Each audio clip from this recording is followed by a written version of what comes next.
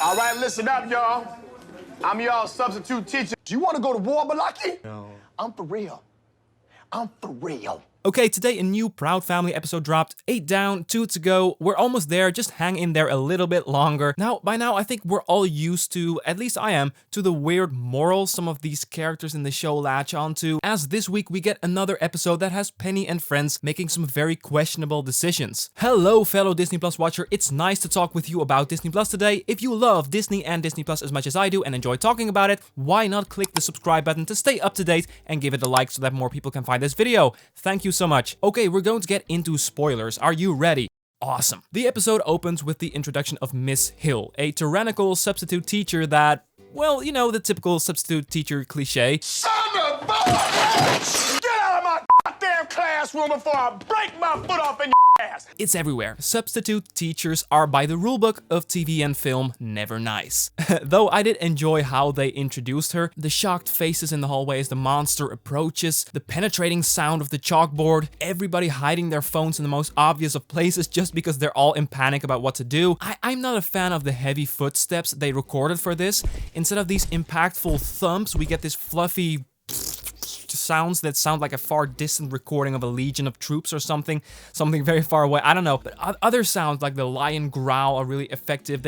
I like when the show gets a little playful with, in this case, some fun sound effects. But yeah, the story this week was questionable, I think, because Penny finds out Miss Hill's homeless and naturally feels sorry for her. Oh, and yeah, let's talk about this first. The whole Mission Impossible spy stealth approach did not work, I think, because it's one of those concepts again. Dang! It's so expansive, so out there. Penny only needed to learn about this one thing and they did a whole riff on high-tech MI spy kit stuff, and it felt like so much for this 5 minutes of discovering this one secret about Miss Hill that I would have liked more. I would have liked it more if Penny retrieving her phone and finding this out would have been more grounded and straight to the point. Okay, after she finds out the secret about Miss Hill, out of the good of her heart, she proceeds to do the quotation marks right thing and brings this tyrant home. I appreciate this about Penny. This is a good deed, but from there things go south and Oscar's first reaction demanding her to leave the house, which is his thing, everyone is an intruder in his little mind, well, he's actually right for a change. As during the episode, Miss Hill turns the living room into detention and forces the family to comply. It's school all over again. She doesn't let her guard down outside of the school walls. She's the same person, and while this whole ordeal was quite amusing, I'm still not a fan of how the episode deals with it later and what it means. Because here's the thing, Penny raising money with the help of her good friend Zoe, going viral. I don't really know anymore what going viral is in this show. I don't know how it works, but I don't really care to talk about that now. It falls flat because Miss Hill doesn't show regret or changes one bit in the end. I feel like every time the show presents us a lesson, makes Penny learn something about how to treat people, it's off a lot of the times in the sense that it's just the wrong lesson at the wrong time, because if she is aware of it or not, Penny is rewarding Miss Hill for her behavior and essentially paying her to leave. Now, these episodes don't have to be realistic. I mean, I'm not gonna sit here and complain about how someone from the family should have called the police a long time ago. Now let's go meet some nice policemen. They're good guys. Come on, let's go. I mean, they should, but that would be boring and the episode would have been half the length. But Miss Hill leaving with a gift of $1 million is rewarded for her persistence of making the lives of Family Proud miserable, and having a scene where she's all emotional and thankful, it feels off because Miss Hill doesn't regret anything. At least we don't see that. So this ending we got, Miss Hill riding off into the sunset with Bobby, gets presented to us as a happy ending, even though the episode clearly signals to us she's a straight villain, because she doesn't change in the end and also tries to take control of everyone in a narcissistic way throughout the whole episode. So she's a villain. You're not gonna tell me otherwise. I'm the bad guy? Yeah. So the message here is kind of stand up for the less fortunate, pick them up even if they are narcissistic people that would never see their own mistakes, which means they're gonna continue behaving like this. The only difference is they have $1 million to use to hurt society or something. Am I overreacting? Yeah. Am I overanalyzing? Yes, slightly, but that's kind of my thing. And all these thoughts do cross my mind watching an episode like this.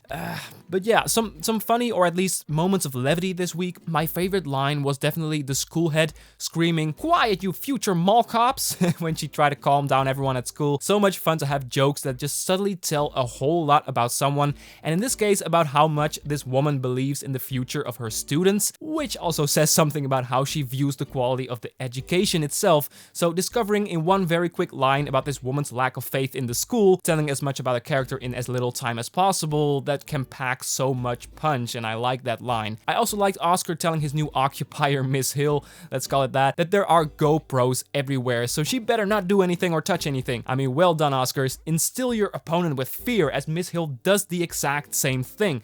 To an even extremer extent, I would say. So put that fear in her, you know? Of course, there's no GoPros hanging around, although it would be hilarious if Trudy would learn in a later episode that there are like hundreds of them installed in the house by him, and that it was paid from the savings account or something. I don't know, something horrible. There's a camera over there. Oh, hey. There's a camera there. Oh, look at that. And there's a camera there. Proud House just needs to wake up to who this man is, you know? Zoe's storyline with Bobby is something we've seen in the Proud Family movie, essentially, but I'm not sure if that movie ever happened in this universe. That's also a storyline where she learns to be confident about her body, about her movements and her dancing. Say we like the body, rock the party, party, party. But the way Zoe dances here is fairly different, I noticed. So yeah, I think this is one of those instances where we see them take liberty with characters and kind of discard that movie. And you know, again, in general, I don't think the creators of Louder and Prouder care that much about the characters anyways. I know that's a bit harsh, but the worst thing about this show, the thing with the most missed opportunities and lousy unearned morals, is with the character work. That's not going well in this show, I think. By the way, if you want to know my thoughts on the Proud Family movie, I have a video about that. It's linked there in the top right corner. But yeah, I did mildly enjoy this episode for some funny bits. The beef between Oscar and Sugar Mama continues to be a savage thing to watch. The only moments either Oscar or Sugar Mama liked Miss Hill was when she trash talked the other, right? Oh, the Britney Spears song. That was funny, you know, between Zoe and Bobby did work for me in this episode. Oh, and Penny saying, "This is all my fault. It happened all because of me. If I hadn't shown those pictures to Dejanay,"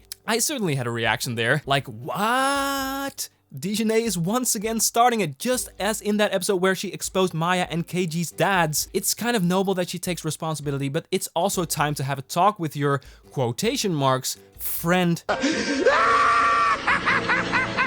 I don't know how you put up with this girl. I don't know. But yeah, overall, enjoyed some of it, but very weak episode in terms of story and a weird lesson once again. Weird character choices, all that. But what was Michael doing, by the way? Why is he... Is that a joke about how pointless some purple LGBTQ actions can be? How noble the cause is just not doing anything productive? Because if that's the idea here, it's kind of funny. I don't know. I'm thinking about wrapping this up. Thank you so much for watching. I'm curious, what did you think of this episode? Be sure to let me know in the comment section. And if you're interested in my thoughts on previous episodes, you'll find it in the description or right here in the playlist. Did you like this video? Then there's the simple way to show support. Thank you so much. For now, have a wonderful day and see ya.